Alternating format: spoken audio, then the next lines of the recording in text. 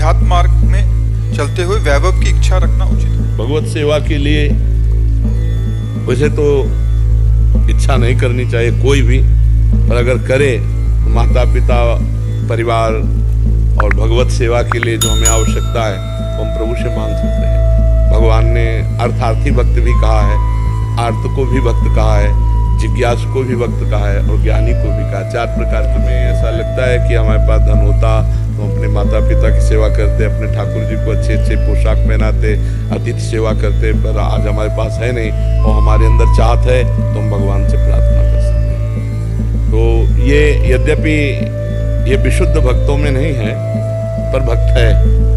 आप ये नहीं कह सकते कि भक्त नहीं है, पर विशुद्ध भक्तों में नहीं, विशुद्ध भक्ति में भगवान से भी मांगने की। आप जैसे रखोगे वैसे रहूंगा, पर ये विशुद्ध भक्ति मतलब जो भक्ति की सीमा में आ चुका है वो उसका हृदय से क्यों मांगू? आप सर्वज्ञ हो, जानते हो। अगर आप भूखे रखोगे तो जय बोलूंगा, आप छका के रखोगे तो जय बोलूंगा। बैलों में रखो चाहे झोपड़ी में बांध दो, आपकी जय हम बोलेंगे, आपसे नहीं चाहेंगे, आपसे भी नहीं चाहेंगे, सिर्फ आपको चाहेंगे।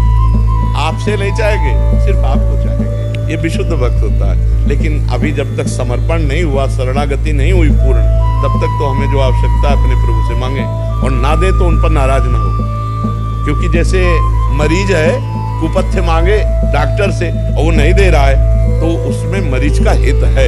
ऐसे हम मांग रहे हैं कि हमको संपत्ति दे दो तो कोई है ऐसा अहित, इसलिए भगवान ने नहीं देता। अगर भगवान जानते कि हित होगा तो दे देते। भगवान अपने भक्त को वही करेंगे जिससे मंगल होगा। तो हम अर्थ मांगे, हम अपनी कामना रखें, पर अगर वो ना दे तो उनसे नाराज ना हो, अश्रद्धा न कर ले कि यार भगवान के पास क्या कमी थी, उन्होंने क्यों नहीं दिया जब हमने मांगा। जरूर कोई तुम्हारा अमंगल होने वाला था, हानि होने वाली थी, इसलिए भगवान ने नहीं दिया। हम बहुत विचार करेंगे कि भला इसमें क्या अमंगल था, और हो सकता था अमंगल। बहुत सावधानी पूर्वक भगवान से मांगे, जो मांगे। अगर वैसे तो मांगना नहीं चाहिए, पर मांगे भी तो ये बात मांग कर उनके ऊपर छूट दे दे कि जिससे हमारा हित हो, हमारा मंगल हो। जैसे नारद जी ब्याह मांगा भगवान से कि हमारा ब्याह करवा दो, हमें सुंदर रूप दे दो, पर एक बात कह दी, यही विधि होए नाथ हित मोरा, करो सुबेग दास में थोड़ा। तो भगवान ने कहा हित ही नहीं, तुम्हारा परम हित जिसमें होगा, ये विधि होई परम हित, नारद सुनो तुम्हार। तो भगवान से मांगा था सुंदर हरि रूप, और हरि रूप बंदर को भी कहते हैं। भगवान ने सुंदर रूप न दे के बंदर रूप दे दिया। और ब्याह की कौन कहे, वहां राजकुमारी देखे ले उधर के सब गड़बड़ हो गया। यहाँ तक कि भगवान को साप दे दिया गुस्सा में आके, पर भगवान ने ब्याह नहीं कर ले दिया, अपने भक्त को बचा लिया। तो ऐसे ही भगवान अपने जनों को बचाते हैं। और उस समय नारद जी को इतना गुस्सा आया कि जिंदगी में यार कभी कुछ मांगा ले, एक बार मांगा कि दुल्हन दे दो तो वो स्वयं ले गए।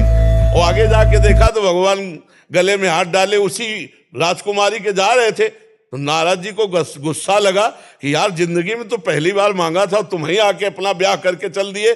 तो साप दे दिया, जैसे मैं नारी के वियोग में तड़प रहा हूं ऐसे तुम तड़पोगे, और जो बंदर का रूप दिया यही तुम्हारी सहायता करेगा। तो भगवान ने स्वीकार किया। तब हरि माया दूर निवारी, तहा न रमा न राजकुमारी। तो तब नारद जी को होश आया, अरे प्रभु त्राहिमाम त्राहिमाम। तो कभी कभी ऐसा होता है कि हमको लगता है जो हमने मांगा, जो हमने चाहा, वो उसमें हमारा बड़ा हित था, भगवान ने क्यों नहीं दिया? तो जरूर अहित था, इसीलिए भगवान ने नहीं दिया। ऐसा मांगना चाहिए जी।